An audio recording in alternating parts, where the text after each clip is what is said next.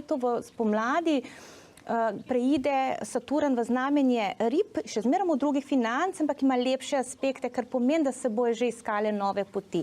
Zdaj nas pa kar fino pritiska. Zdaj spravim že celo to leto in do nekje aprila nas pa res orang pritiska, prav na Slovence, prav na naše finance. Ja. Pritiska torej, da se naučimo točno te zmernosti, odgovornosti in tega, kar si rekla. Ja. In hkrati me zanima, kako bi recimo ti potem s 3 besedami mogoče opisala leto 2023, ki je pred nami potem počasi. Ja, bistveno, da gremo čisto do dna, da bi se dvignili gor, končno. Ja.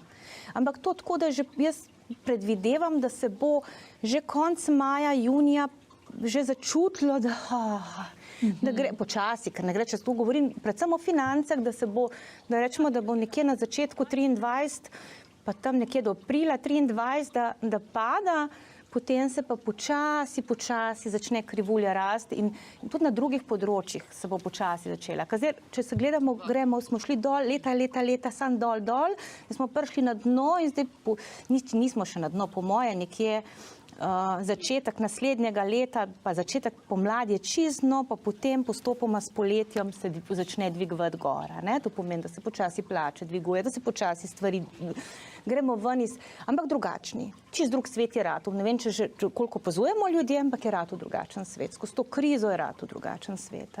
Saj to in